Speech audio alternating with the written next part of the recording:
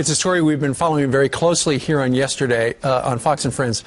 A decorated Army Lieutenant Clint Lawrence serving a 20-year sentence for giving an order to open fire on 3 Afghan men he believed to be a threat to his platoon back in 2013.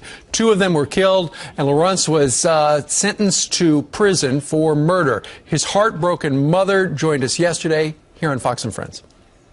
My son has been grieving because even though he did what he felt he had to do, and he said if he was in the same situation, he'd do it again. He chose to protect his troops. Please do the right thing and release my son and let him come home. That is a possibility, but the Army said the men killed that day did not have ties to terror. But now his attorney is seeking clemency as new evidence has come to light that may prove the men do have terror backgrounds. Tracer now, once again, Peter Johnson Jr., Fox News legal analyst, and John Marr, the lawyer fighting for Mr. Lawrence's freedom. Good morning, John. Thanks for joining us today from Chicago. You have new evidence that apparently these other guys who he ordered to be engaged, turns out they were bomb makers, right?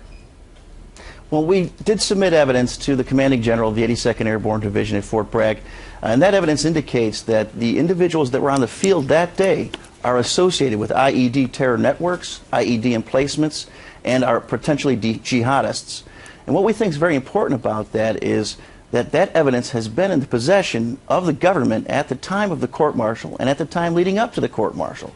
And we think that had that evidence been presented to the chain of command and to the jury, that we may never have not had a court-martial, or had we had a court-martial, that the outcome would have been entirely different. Mm-hmm. John, you know, General Richard Clark, who's a well-regarded general, head of the 82nd Airborne, and a great soldier, is going to make the ultimate decision under the Code of Military Justice.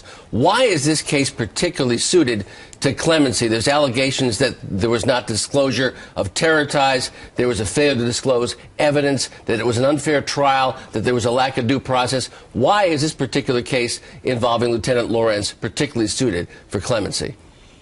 Well, Peter, I think that is the question for this case. It strikes at the very heart of clemency. That being Major General Clark, congratulations, sir, on your recent promotion to Major General. He has the authority, as the convening authority, to take this case, and he could dismiss all charges, all specifications, and he's particularly suited to do that for many of the reasons you just articulated. He knows things that the judge and the jury and those officers who recommended court-martial never did.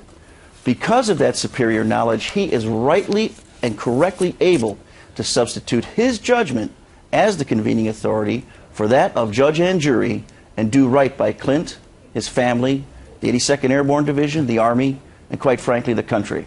John, you had the capacity to find out that the people involved with this potential attack may have been scouts. They may have been jihadis. They had business in the past in terms of IEDs. And you referenced in your papers 10 different intelligence sources, computerized sources, that showed this. Why didn't the prosecutor present that evidence to Lieutenant Lawrence and then his lawyer? Well, you know, I would be speculating in that part, and I wish they had. Had they, the entire process may have been different and quite likely would have been different. I could only speculate that, A, on the one hand, it could be an oversight or negligence. We hope that to be the case. B, it could be something else, maybe perhaps a little more untoward. I think it's probably more the former than the latter, but in any event, it never occurred. The prosecution should have developed this evidence, presented it to the defense. The defense should have been able to prepare. Had the defense received this evidence, the entire proceedings would have been different. And in the larger sense, what would have happened is had those officers from the company, battalion, brigade, and division been presented with this evidence, they quite likely would not have recommended court-martial. Sure. Well, it's not too late for the Army to do the right thing, and I hope that General Clark does watch this and looks into the evidence. Mr. Marr, we thank you very much for bringing this to our attention, and Peter Johnson, you as well. There's General Richard Clark, who could grant clemency. All right, guys, thank you. Thanks, Steve.